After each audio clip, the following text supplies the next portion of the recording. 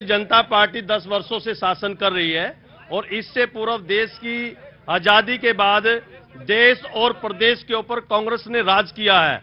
और इस हरियाणा प्रदेश के अंदर जो है कि दोनों पार्टियां जो है कि वो निशाने पर हैं। कौन पार्टी? कांग्रेस और बीजेपी। क्योंकि कांग्रेस पार्टी ने जो है कि देश आजादी के बाद जो है जनता के हित के में कोई भी किसी प्रकार का काम नहीं किया है। एक बताइए, अच्छी कौन सी, ये अच्छे हैं या वो अच्छे हैं? देखिए दोनों ही जो है कि अगर कांग्रेस नागनाथ है तो बीजेपी सांपनाथ है, एक थैली के चट्टे बट्टे। ये दोनों पार्लर हैं, कठिन सरकार। ये दोनों एक ही थैली के चट्टे बट्टे हैं, दोनों ही डसने वाले हैं।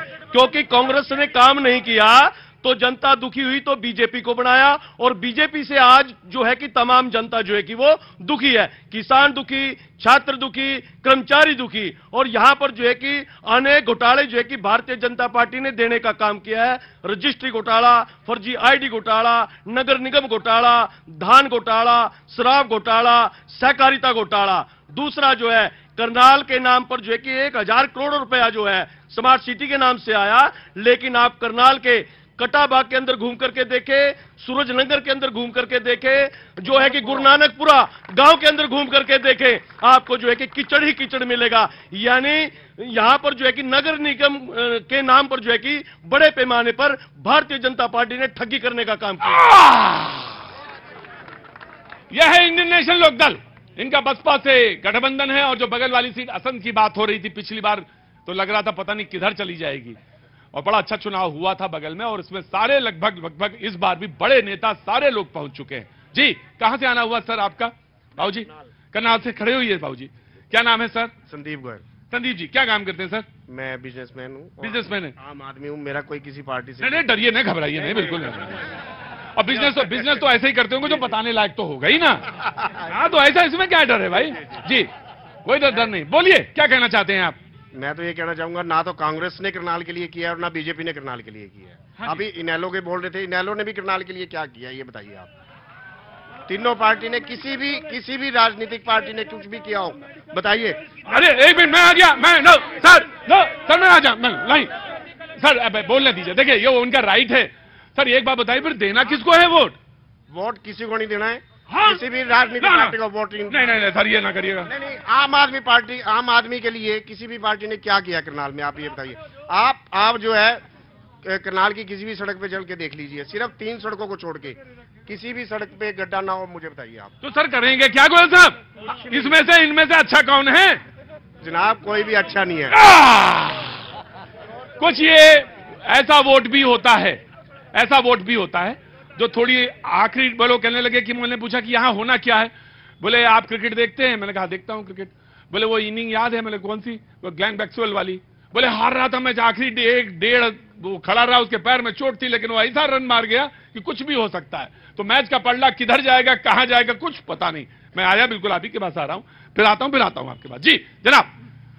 करनाल में न्यूज 18 की टीम आने से मैं अपना तहे दिल से इनका शुक्रिया अदा करता हूँ। बहुत बहुत शुक्रिया sir, thank you so much. मेरा एक सवाल है, हिंदुस्तान के अंदर कांग्रेस पार्टी ये कहती है हमने आजादी दिलाई देश को, तो आज इनकी सिर मत्थे है ये बात।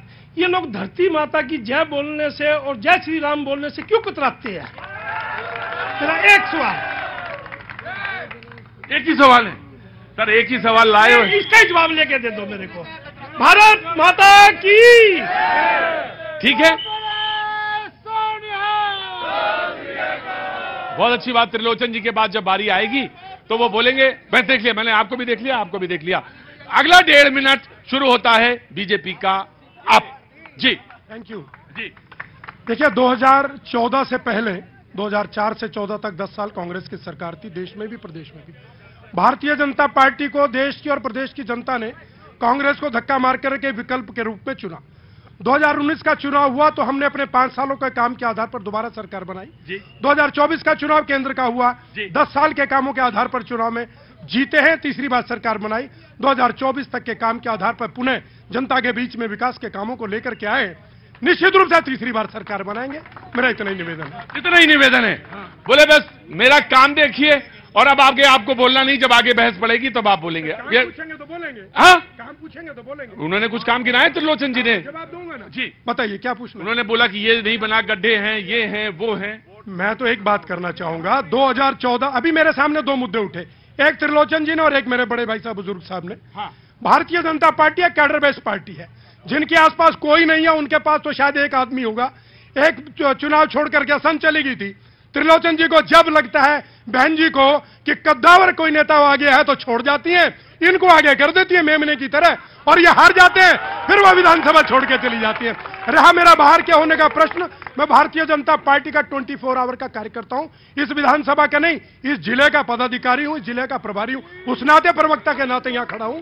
मैं आपका सम्मान करता हूं, बहुत बहुत सम्मान करता हूं, इस पे कोई प्रश्न होगा ही नहीं। जी मैं आगे बाजी, I will give you chance,